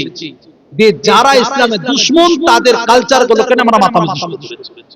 একটা সেলিব্রিটি কিভাবে প্যান্ট পরে সেটা আমরা ফলো করি, মাথার চুল তারা কোন ঢঙে রাখে সেটা ফলো করি, যদি ইসলাম বিরোধী হোক তবুও সেটাকে আমরা কিছু গুরুত্ব দিই না। এটা হচ্ছে জাতির অবনতির, জাতির পতনের একটা কারণ। তো সুতরাং আপনাদের কাছে আমার আবেদন, দরখাস্ত, আমরা প্রত্যেকটি বিষয়ে সুন্নতকে ফলো করে চলার চেষ্টা করব, ইনশাআল্লাহ। বলুন। আর 4 নাম্বার, 3 নাম্বার রাসূল বলেন, ওয়ামিনান নাস বায়কা, যার দ্বারা তো তার প্রতিবেশী, তার পার্শ্বের মানুষ, সে হিন্দু হোক, মুসলিম হোক, আদিবাসী হোক, খ্রিস্টান হোক, যে কোনো সম্প্রদায়ের হোক, সবাই যেন নিরাপদ থাকে, কেউ আপনার কর্মে, কষ্টে, কথায়, চলাতে বলাতে আঘাত যেন না পায়। ইসলাম ধর্ম এমন একটা নীতির উপর মানে কি আপনার প্রতিষ্ঠিত, চুল পরিমাণ একটা সাধারণ একটা নগণ্য একটা মখলুককে কষ্ট দেওয়ার অনুমতি নেই। আপনারা শুনেছেন উলামাদের মুখ থেকে, একজন মহিলা নামাজি, মুসাল্লিয়া, আবিদা, জাহিদা, একটা বিড়ালের বাচ্চাকে, একটা বিড়ালকে না দিল খেতে, না দিল পান করতে, এবং খাওয়ার পান করার পরিবেশও দিল না, বিড়ালটা মারা গেল। রাসূল বলছেন মহিলাটা ওই বিড়ালকে কষ্ট দেওয়ার কারণে জাহান্নামী, ওর নামাজ রোজা সব বেকার। একজন গুনাহগার আসিয়া মহিলা, কোনদিন নামাজ পড়েনি, কোনদিন রোজা রাখেনি, একটা কুকুরের বাচ্চা পানি পান করার জন্য বড় কষ্ট পাচ্ছিল, খুব ফাইন খুলে যে কোনো মাধ্যম দিয়ে পানি তুলে কুকুরের বাচ্চাটাকে খাওয়ালো, কুকুরটা বেঁচে গেল, সেই মেয়েটা জান্নাতি হয়ে গেল। সুবহানাল্লাহ বলবেন। এটা হচ্ছে ইসলাম ধর্মের একটা মানে কি আশ্চর্য একটা মানে কি দিক, কোন রকমের কোন আল্লাহর মাখলুককে কষ্ট দেওয়ার অনুমতি নেই। যদি এই রকম একটা নগণ্য মাখলুকের জন্য হয়, তাহলে আশরাফুল মাখলুকাত হোক বা হিন্দু, হোক বা আদিবাসী, হোক বা খ্রিস্টান, সে তো মানুষ। অবাক করা তথ্য দিচ্ছি, রাসূল সাল্লাল্লাহু আলাইহি ওয়াসাল্লাম সাহাবীদেরকে নিয়ে বসে আছেন, ইহুদিদের একটা জানাজা যাচ্ছিল, রাসূল সঙ্গে সঙ্গে থমকে দাঁড়িয়ে গেলেন। সাহাবীরা বলছেন, হুজুর ওটা তো ইহুদির জানাজা, আপনি কেন দাঁড়াচ্ছেন? রাসূল আলাইহিস নাফসা, এই ওটা কি মানুষ নয়? ইহুদি তো কি হচ্ছে, মানুষ তো। তো বলছিলাম মানুষ মাত্রই তাকে সম্মান শ্রদ্ধা করতে হবে, এখানে কোনো জাতি ভেদাভেদ নেই। মাল্লাম আরহাম সাগীরানা ওয়া লাম ইয়াকির কাবীরানা ফালাইসা মিন্না, যে বড়দের শ্রদ্ধা করে না, যে ছোটদের স্নেহ করে না, সে আমার প্রকৃত উম্মত নয়। আগে ছিল, ওগুলো উঠে গেছে। আগে হিন্দু মুসলিম ছিল না, বাসে একটা বৃদ্ধ মহিলা, একটা বৃদ্ধ বাচ্চাকে, বৃদ্ধ মানুষকে দেখলেই কি হিন্দু কি মুসলিম, যুবক ইয়াং ছেলেরা, সাহেব, দাদু ভাই, কাকু ভাই, চাচা বসেন, আগে ছিল। এ বেশি দিন না, 20-30 বছর আগে। এখন সব শেষ, এসব সিস্টেমের মধ্যে নাই। আর অবাক করা তথ্য, আমাদের ইসলাম শেখায় বড়দের শ্রদ্ধা, ছোটদের স্নেহ করো, ইনশাআল্লাহ। বলুন। আপনার কাজে কেউ কর্মে যেন কষ্ট না পায়। কথাটা প্যাকেট করে দিই, ভালো করে ব্রেন ডায়েরিতে ঢুকে নেন। জান্নাতে যেতে হলে 1 নাম্বার মানাকালা হালালান, যে হালাল খাবে। 2 নাম্বার আমিনা বিসুন্নাতিন, যে সুন্নতের উপর আমল করবে। 3 নাম্বার আমিনান নাস বাওয়াইকা, যার দ্বারাতে মানুষ নিরাপদ থাকে, ফাদাখালাল জান্নাহ, সে ব্যক্তি জান্নাতে যাবে। মা বোনদের স্বার্থে ছোট্ট করে একটা বলে দিই, বেশি লম্বা করব না। 4টে কাজ করলে মেয়েরা জান্নাতি। কটা কাজ বললাম? শুধু জান্নাতি না, জান্নাতের 8টা গেট খোলা থাকবে, আরো তাদের জন্য একটু গাঢ় অফার। এক নম্বর ইজা সালাত খামসাহা, তাহাজ্জুদ পড়ার দরকার নেই, আবিন পড়ার দরকার নেই, ইশরাক পড়ার দরকার নেই, পড়লে ভালো। ঈদের নামাজ পড়ার দরকার নেই, জুমা পড়ার দরকার নেই মহিলাদের। এক নম্বর হচ্ছে ইজা সালাত খামসা, পাঁচ ওয়াক্ত নামাজ আদায় করলে যথেষ্ট। কিন্তু মহিলাদের মধ্যে নামাজের বড্ড সমস্যা, বড্ড। কিছু মেয়েরা নামাজ পড়লেও ও কি যে সূরা পড়ে, আর কি যে দুরূদ পড়ে, কি যে তাশাহুদ পড়ে, ও ফেরেশতা পৃষ্ঠা খুঁজে পায় না, কোন লাইন থেকে পড়তে ফেরেশতা বুঝতেই পারে না।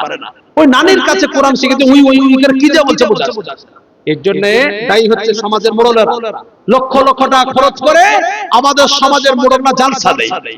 একটা বক্তার পেছনে মাত্র 1-1.5 ঘন্টা খরচ, 25,000, 30,000, 40,000 এর মাথা মোটা জাতি 50,000 টাকা খরচ করে বক্তা নিয়ে আসে মাত্র 1-1.5 ঘন্টা।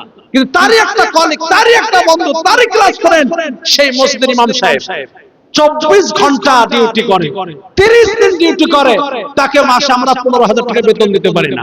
7,000 টাকার ইমাম যদি পেয়ে যাই, 9,000 ইমামকে বলে হুজুর সামনের সপ্তাহ থেকে আপনি অন্য জায়গায় দেখেন।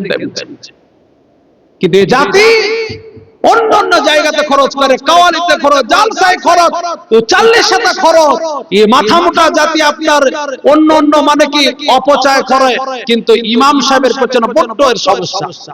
মাসাজিদুহুম আমিরাতুন হিয়া খারাবুন মিনাল হুদা, মসজিদ আলিশান হবে, মার্বেল দামি, টাইলস দামি, পুট্টি দামি, ফ্যান দামি, সব উন্নত মানের কোম্পানি, কিন্তু আপনার ইমাম সাহেব সন্তোষ কোম্পানির হলেই যথেষ্ট।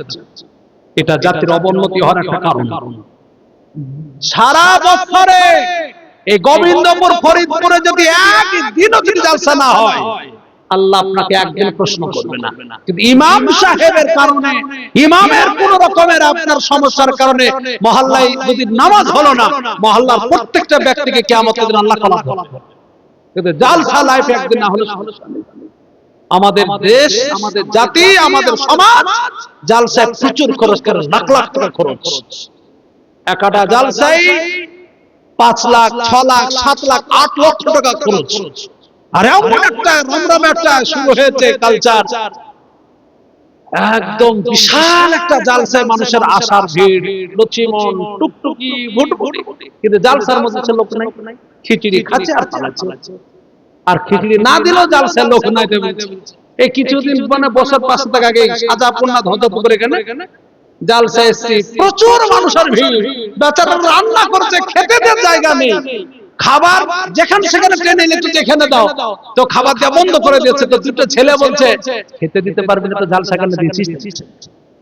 আমি বক্তব্য করে নেমে কেমন মসজিদে যাচ্ছি, সোজা আওয়াজ বলে খেতে দিতে পারবে না, তো জালসা কেন দিয়েছিস?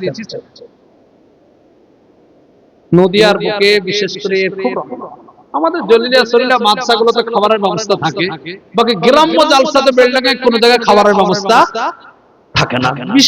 বেশি বেশি হলে ওই ক্যারির মধ্যে কিন্তু ঘুগনি মুড়ি মিশিয়ে দেয়, মজলিসে দিয়ে দিল। বুঝতে পারছেন? আর এখানে গ্রামের একটা মানুষের জালসা শিখতে পায়নি, দেখেন এখনো তসলা নিয়ে নড়াচড়া হচ্ছে। রান্না হচ্ছে এখনো, দেখছেন রান্না হচ্ছে। কালকের মাজা ব্যথা, 3 দিন নামাজ পড়তে পারবে না। কে বলেছিল এই ফিতনা আপনাদেরকে মাথায় নিতে?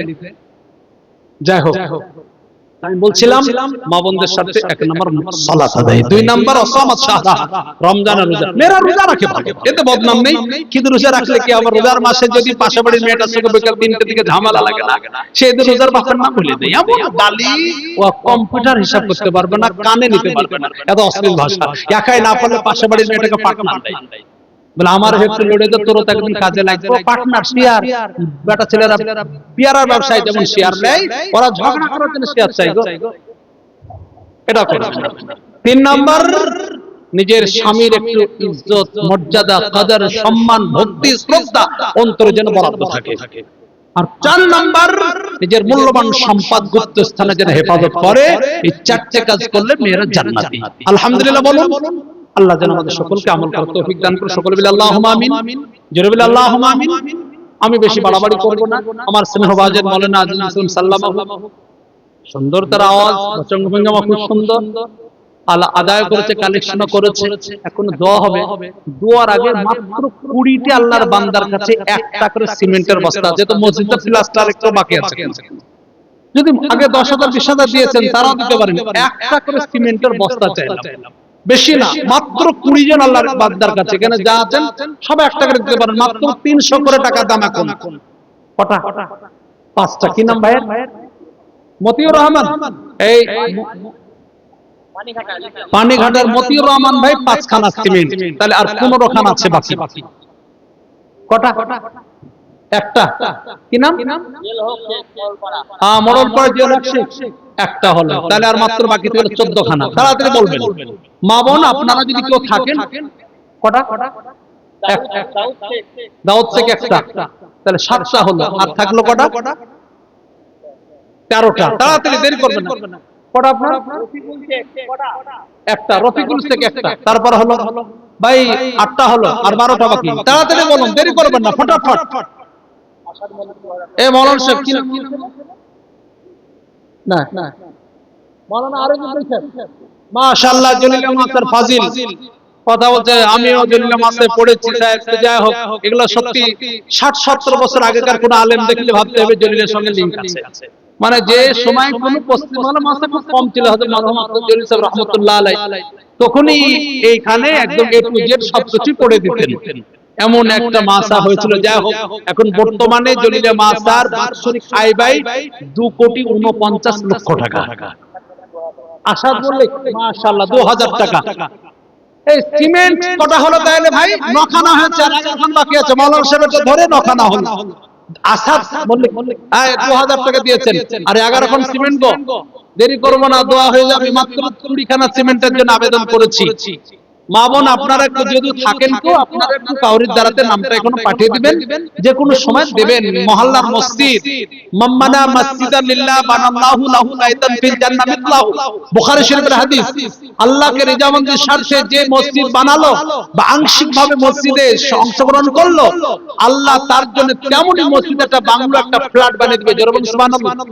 এটা হাদিস, বুখারী শরীফের।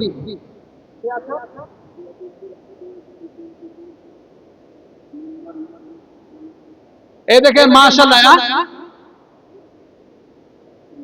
ও জাযাকাল্লাহ। যাই হোক, তো যাই হোক, আল্লাহর এক বান্দা 2,000 টাকা কি ছিলেন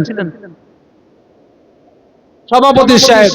যাই হোক, আল্লাহ তিনার এই হাদিয়াকে কবুল করুন। হাল জাযাতুল ইহসান ইল্লাল ইহসান, আল্লাহ তার প্রতিবাদনা আপনি দিবেন। মাশাআল্লাহ, জাযাকাল্লাহ। কি বলছিলাম? 9 খানা হয়েছে, আর 11টা সিমেন্ট বাকি আছে। 11টা কেউ দেবেন? একটু অনুরোধ করছি, দেখুন আল্লাহর ঘরে এর থেকে দামি জায়গার কিচ্ছু নেই। সব থেকে লংজিভিটি দান হচ্ছে মসজিদে অংশগ্রহণ করা। আমি মোটা অঙ্কের কিছু বলিনি, কারণ আগে দিয়েছেন 20,000, 10,000, 5,000, 2,000। আমি একখানা করে সিমেন্টের আবেদন করেছি, একখানা করে। একটু অনুরোধ করছি বাবা, এই ছোট্ট একটা আবেদনকে যদি গ্রহণ করে শেষ মুহূর্তে আল্লাহর কাছে একটু হাত তুলে দোয়া করব। হাদিসের মধ্যে আছে, রাসূল করিম সাল্লাল্লাহু আলাইহি ওয়াসাল্লাম বলেছেন, ইন্নামাল আমালু মুহাম্মদ শেখ 1 বস্তা সিমেন্ট। আমি বলছিলাম আল্লাহর এক বান্দা মসজিদের ইনি সভাপতি সাহেব, ইনি 2,000 টাকা আমাকে পার্সোনাল হাদিয়া দিয়েছেন। আমি আমার পক্ষ থেকে 2,000 টাকা মসজিদে দিয়ে দিলাম। আল্লাহ তিনার হাদিয়াকে কবুল করুক। এই 2,000 টাকা উনি আমাকে পার্সোনাল হাদিয়া দিয়েছিলেন। এই 2,000 টাকা আমি আল্লাহর ঘরে আমার আব্বার পক্ষ থেকে, আমার আব্বা বেঁচে আছেন, মাও বেঁচে আছেন, দোয়া করবেন, আমি মসজিদে দিয়ে দিলাম। জি জি, সকলের জন্য দোয়া হবে। সাবির শেখ মাশাআল্লাহ। যা হোক, সারানপাড়ার বরকতের মা 2 বস্তা সিমেন্ট, তার মানে হয়ে গেল 11 বস্তা। 9 খানা বাকি আছে। সারানপাড়ার বরকতের আম্মা জান দিয়েছেন 2 বস্তা সিমেন্ট, আর 9টা বাকি আছে। একটু তাড়াতাড়ি বলি, আগে দিয়েছেন আমি জানছি, তবে একটু দোয়ার আগে যদি কেউ কিছু বলেন। অনেক যুবক ছেলে এদিকে দিকে ঘোরাফেরা করছে বাবু, অনেক জায়গায় পয়সা খরচ করে, রেস্টুরেন্টে গেলে মাত্র 2 প্লেট চাউমিন খেলে 300 টাকা ভরে যাবে। এই নাসির ভাই আমাদের 5 বস্তা সিমেন্ট, মাশাআল্লাহ, জাযাকাল্লাহ। 5 বস্তা মসজিদে গো, কত লাভ আপনারা ভাবতে পারছেন না। ও টাকাটা হাদিয়া দিয়েছিলেন, কিন্তু আমি দিলাম মসজিদ, আল্লাহর মুক্ত ঘর। এই আল্লাহর ঘরে যদি কেউ সাহায্য করে 100% আপনার সাহায্য করবে আল্লাহ। ইন তানসুরুল্লাহ ইয়ানসুরকুম, আল্লাহ সাহায্য করলে আল্লাহ আপনাকে সাহায্য করবে। আল্লাহকে খেতে লাগবে না বাবা, এইটাই সাহায্য আল্লাহকে, আল্লাহর ঘরে খরচ করা। যাক, আমাদের কি নাম বাবা? মোহাম্মদ মন্ডল, হাট গোবিন্দপুর মোহাম্মদ মন্ডল 1 খানা, আর ইসরাইল ভাই 4 খানা। মাশাআল্লাহ, জাযাকাল্লাহ। করা হয়ে গেল না? 21 খানা হয়ে গেছে। দেখেন আনসার শেখ 5 বস্তা, তার মানে ডাঙ্গাপাড়া 26। ভাই ডাঙ্গাপাড়া মাদ্রাসা তো ডাঙ্গাপাড়া, এখানেটা ডাঙ্গাপাড়া আছে না? 26 খানা হলো। এই আর 4 খানা, তাহলে এক মাসের রোজাটা তো কমসে কম হয়ে যায় ভাই। আমি তো 20 খানা বলেছিলাম, কিন্তু 26 খানা হলো। আর 4 খানা হলে ভাই 30 খানা হয়ে যাবে। মানে একটা মাস যে আমরা রোজা রাখি 30 খানা। কি নাম? মাশাআল্লাহ, নারে তাকবীর। কিতাব শেখ ডাঙ্গাপাড়ার 4 খানা। হ্যাঁ, ডাঙ্গাপাড়া বিলপাড়ার কিতাব সাহেব তিনি 4 খানা, মানে 30 খানা হয়ে গেল। এই একটা হাদিস শোনাচ্ছে, মান হাফিজ 40 হাদিসা, যে ব্যক্তি আপনার 40টা হাদিস মুখস্থ করে এবং সেই হাদিসগুলোকে তার আমলে বাস্তবায়ন করে, কিয়ামতের দিন তার জন্য রাসূল সুপারিশ করবেন, একটা মুহাদ্দিস হয়ে যাবে। অন্য একটা হাদিসের মধ্যে আছে 40 দিন যে 5 ওয়াক্ত নামাজ তাকবীরুল্লাহর সঙ্গে পড়বে, মুনাফিকের খাতা থেকে নাম কাটা যাবে, তার জন্য জান্নাত কনফার্ম হবে। এই 40 সংখ্যাটার একটা যথেষ্ট গুরুত্ব আছে। হয়ে গেছে ভাই 30 খানা, আর 10টা হয়ে গেলে 40 খানা হয়ে যাবে। 10টা হয়ে গেলে 40 খানা। আমার কোন ভাই আব্বা মা তাড়াতাড়ি বলুন, দেরি করবেন না। 30 খানা হয়ে গেছে, 10টা হলে মোটামুটি 40 খানা হয়ে যাবে। মাশাআল্লাহ, একটু তাড়াতাড়ি বলুন, যে যেমন পারবেন তাড়াতাড়ি এক্ষুনি দেওয়া হবে। আর মাত্র এই এই গোবিন্দপুর ডাঙ্গাপাড়ার আলতাফ শেখ সুখানা, তাহলে 32 খান। মাশাআল্লাহ, 32 খান হলো। একজন মায়ের একটা সোনার মানে কি লকেট, একটা সোনার একটা ছোট্ট গয়না লকেট হারিয়ে গেছে। কেউ যদি পেয়ে থাকেন আল্লাহ রাস্তা দিবেন, আল্লাহ আপনাকে বদলা দিবেন, নিঃসন্দেহে বদলা দিবেন।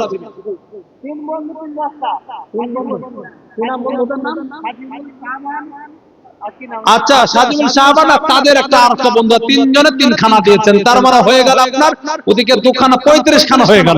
মাশাআল্লাহ, 5 খানা। ডাঙ্গাপাড়া কি নাম ওনার? আনসার বা ডাঙ্গাপাড়ার 1 খানা, তার 36 খানা হয়ে গেল। মাশাআল্লাহ, জাযাকাল্লাহ। যে যেমন পারবেন, আমি একদম পুরো ফ্রেশ নিতে বলেছি। আর 4 খানা লাগবে, 4 খানা, তাহলে 40 খানা হয়ে যাবে। জামশেদ মাশাআল্লাহ 1 খানা, তার মানে কটা হলো? 36 খানা, 4 খানা লাগবে। 4 খানা মাত্র। কেউ আছেন? আর 4 খানা হলে হয়ে যাবে।